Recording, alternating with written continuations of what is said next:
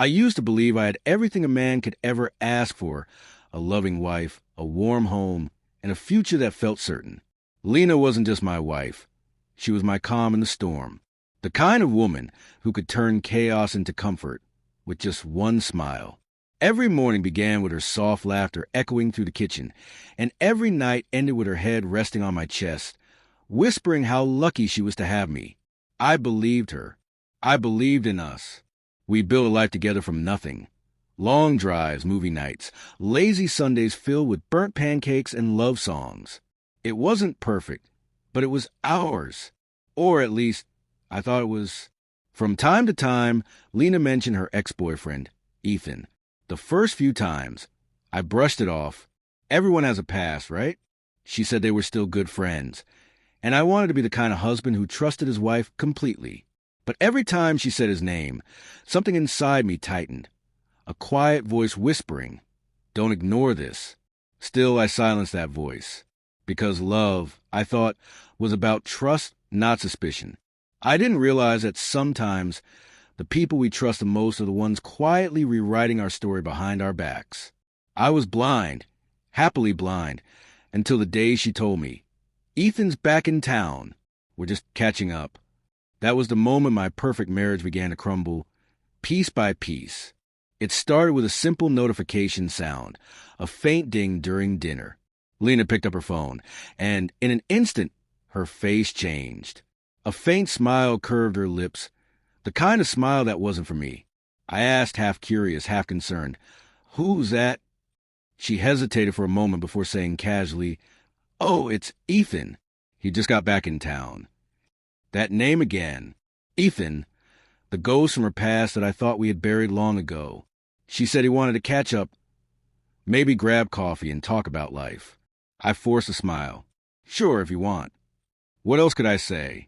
I didn't want to sound controlling or insecure, but the truth was, my stomach sank like a stone. For the rest of the evening, she was different, distracted, distant. Her phone buzzed a few more times, and each time she tilted away from me. When I asked what they were talking about, she laughed softly. "Relax, it's nothing. You trust me, don't you?" Of course, I said yes. Because love without trust isn't love, right? The next morning, she spent more time getting ready than usual.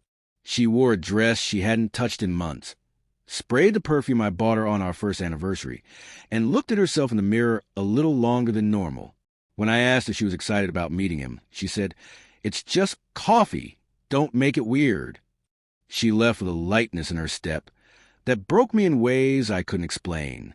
And when the door closed behind her, a silence filled the room, heavy and sharp. That was the first time I felt it, that quiet ache of knowing something was about to change forever. After that coffee catch-up, something in Lena changed, subtly at first, like a shift in the wind before a storm. She smiled less. She laughed differently. And when she did, it was never at my jokes anymore. I used to come home to her arms around me, asking about my day, but now I came home to her, eyes glued to her phone. The same phone she once left lying on the couch without a care. Now it was always face down, always locked, always guarded. Her laughter, once the sweetest part of my evenings, started sounding like a stranger's voice echoing from another room. Sometimes I'd catch her smiling at her phone screen, fingers typing fast, before quickly locking it the moment I entered. When I asked what she was so busy with, she'd sigh. "Just work stuff, babe. You're overthinking again." But I wasn't overthinking. I was feeling, and what I felt was distance, a gap growing between us that I didn't know how to close. Our dinner conversations faded into silence. Movie nights turned into her scrolling endlessly while I stared at the screen, pretending everything was fine. Even our bed, once the warmest place in our home, started feeling cold. She began sleeping with her back turned, claiming she was just tired. I tried to fix it. I planned a weekend getaway, her favorite restaurant, even bought her flowers just because. She smiled politely, but her eyes were somewhere else, with someone else. One night, she left her phone unlocked by accident. I didn't check it, though every instinct screamed at me to, because I still wanted to believe her. I wanted to believe in us. But deep down, I knew love doesn't disappear overnight, unless it's already being given to someone else. A few weeks passed, and things between Lena and me settled into an uneasy silence, the kind that pretends everything is fine while both hearts know it isn't. One evening, as I walked in from work, I noticed a familiar smell. Freshly brewed coffee, mixed with a hint of Lena's favorite vanilla candle. Then I saw it. 2 coffee mugs on the table. One with lipstick. One without. Before I could ask, Lena appeared from the kitchen, startled, almost nervous. "Oh, hey." "Ethan stopped by for a bit," she said quickly. He was helping me fix the shelf. I looked around. Nothing seemed broken. Nothing seemed fixed either. I nodded slowly, forcing a calm I didn't feel. "You could have told me he was coming over." She shrugged. "It was last minute. Don't make it weird, okay? He's just a friend." That phrase again. Just a friend. It was starting to sound like an insult. After that day, his visits became more frequent. Sometimes while I was at work. Sometimes when I came home late and saw his car parked down the street. Each time I asked, she brushed it off with the same sweetly poisonous calm. "Don't be paranoid. He's just helping me with a few things." But little details began betraying her. The faint smell of his cologne in our living room. The way she started dressing up even when she claimed she was staying home. The constant glow of her phone lighting up her face in the middle of the night. One evening, I walked in earlier than usual. From the hallway, I heard laughter, low, intimate, the kind that used to be ours. By the time I entered the room, Ethan was gone. Lena smiled too brightly. "You're home early," she said, pretending nothing was wrong. That night, I lay awake beside her, listening to her soft breathing, wondering how 2 people could share the same bed, yet live in completely different worlds. I didn't have proof yet, but my heart already knew. The cracks in our marriage weren't just emotional anymore. Someone else was standing in them. It was a Friday evening, quiet, ordinary, the kind of night that used to mean pizza, laughter, and old movies on the couch. But that night, Lena was distant again. She stood in front of the mirror, curling her hair, her reflection glowing under the soft light. "You're going out?" I asked. "Yeah," she said without looking at me. "Girls' night. We haven't done one in ages." She grabbed her purse, slipped on her heels, and smiled, that same smile that once melted my heart. Only this time, it didn't reach her eyes. I forced a grin. "Have fun." She kissed my cheek lightly, distant, rehearsed, and left. The sound of the door closing echoed longer than usual. I tried watching TV, scrolling through my phone, doing anything to drown the thoughts in my head. But something felt wrong. Call it instinct. Call it the kind of silence that screams. Around midnight, I got a message from one of her friends, an Instagram story tag from their girls' night. Except Lena wasn't in it, not even in the background. My chest tightened. I checked her location history, something I'd never done before. And there it was. She wasn't with her friends. She was at a hotel bar across town, a bar near Ethan's apartment. For a long moment, I just stared at the screen, my hands trembling. My heart didn't race. It sank. I didn't want to believe it, but I had to see it with my own eyes. I drove there in silence, the city lights blurring through the windshield like tears I refused to let fall. When I walked into the hotel lobby, I spotted her almost instantly. She was sitting at the bar, laughing, her hand resting on Ethan's arm. For a second, I hoped I was wrong. That maybe it was innocent.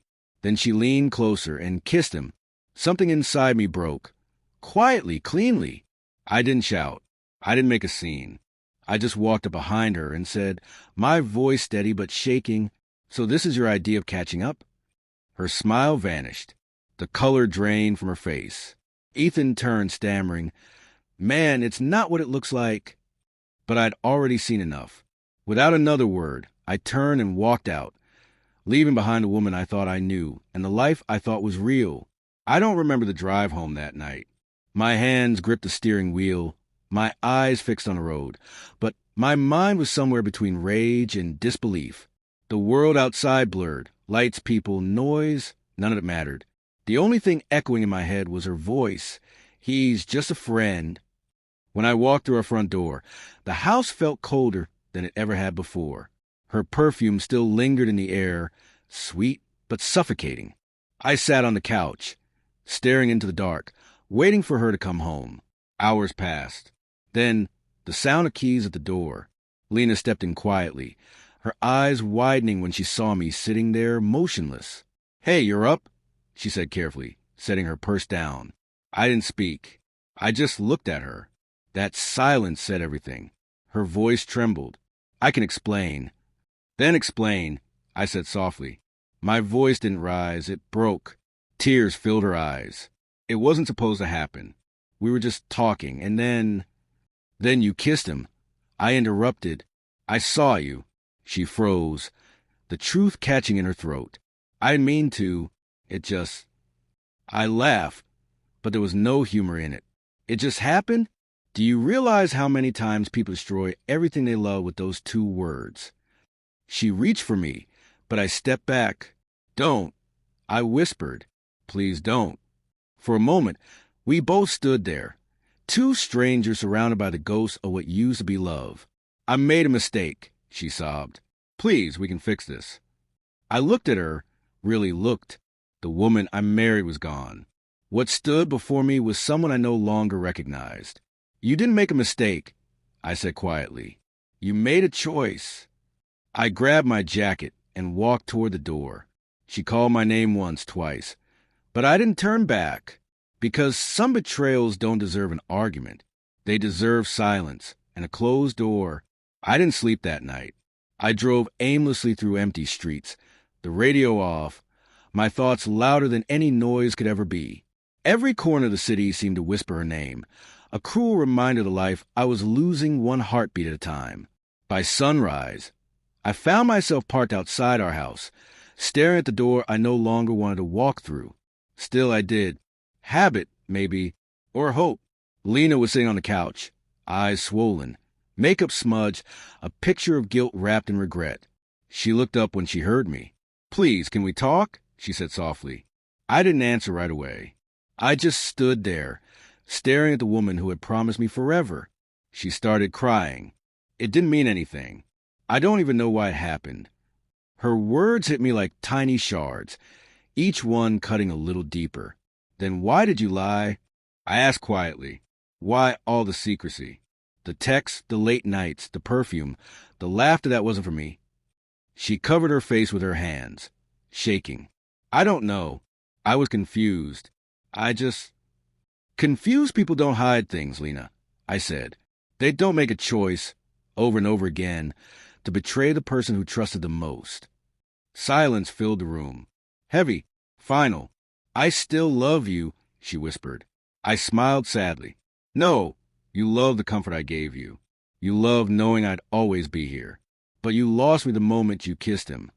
She reached for me, but I stepped back. That single movement said everything words couldn't. I walked upstairs, packed a bag, and came down without looking around. Every object, every photo, every memory felt like a lie now. At the door, she whispered, "Are you really leaving?" I nodded. "You already left, Lena. You just forgot to take your body with you." And then I walked out, not just of the house, but out of the version of myself that believed love could survive dishonesty. The week after I left felt like walking through smoke, blurry, airless, unreal. I stayed at a friend's place, pretending to be fine, pretending I could eat, sleep, or laugh like a normal person. But every silence reminded me of what I'd lost, or maybe what I'd escaped. Lena texted me every day. "I miss you. Can we talk? Please don't give up on us." I didn't respond, because for the first time, I realized that silence can be the loudest answer of all. After a few days, I filed for divorce. The moment my lawyer stamped the papers, something inside me finally exhaled, a strange mix of grief and relief. It wasn't victory. It was survival. Then, like clockwork, the truth began to surface. A mutual friend reached out, hesitant but honest. He told me that Lena and Ethan had been meeting long before that night at the hotel. Lunches, drives, secret texts, lies wrapped in friendly catch-ups. She hadn't just slipped once. She'd been choosing him for months while pretending to choose us. A few days later, she came to my apartment, tears streaming down her face. "This is my house, too," she said angrily. "You can't just erase me." I looked at her, calm, distant, done. "You're right," I said. "It was your house, too, until you invited someone else into it." Her expression crumbled. But I didn't feel hate anymore, only emptiness. Because hate means you still care. And I didn't. Not anymore. I blocked her that night. Phone, social media, everything. Not out of anger, but peace. Because sometimes walking away isn't weakness. It's the bravest thing you can do when love turns into a lie. Time didn't heal everything, but it started to make the pain quieter. The first few weeks after the divorce were brutal. I'd wake up expecting her beside me, only to face an empty bed that smelled faintly of her perfume. I tried to hate her, but hate required energy I no longer had.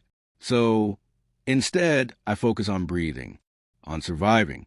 I went back to the gym, started running again, picked up my camera things I'd stopped doing, because she never had time for them. Slowly, piece by piece, I began to remember who I was before her. One morning, I caught myself smiling not because of anyone or anything special, but because the air felt lighter. For the first time in months, I didn't feel like I was drowning. Lena reached out once more through email. She wrote that she regretted everything, that Ethan wasn't what she thought he was. I read it, closed it, and never replied. Because closure doesn't come from an apology, it comes from acceptance. I stopped checking her social media, stopped wondering who she was with, or if she missed me. None of it mattered anymore. She had made her choices, and I had finally made mine. One night, as I stood on my balcony watching the city lights, I realized something. I wasn't broken. I was just different. The pain didn't destroy me. It rebuilt me. Stronger, quieter, wiser. Lena was part of my story. Yes, but not the ending. People often say time heals all wounds. But the truth is, time doesn't heal, it reveals. It shows you who people really were, what love really meant, and who you become after it all falls apart. Looking back, I don't regret loving Lena. I regret ignoring the signs that love alone wasn't enough. I used to think losing her would destroy me, but sometimes losing someone is the only way to find herself again. Now, when I see couples laughing together, I don't feel bitterness. I feel hope. Because I've learned that real love doesn't make you question your worth or silence your instincts. It feels safe, not suspicious. If there's one thing I've taken from it all, it's this. When someone calls you paranoid for noticing what doesn't feel right, listen to that feeling.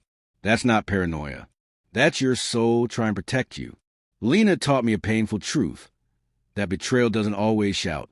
Sometimes it whispers through small lies and late-night texts. But I also learned something stronger. Every lie leaves a receipt. You just have to be brave enough to read it.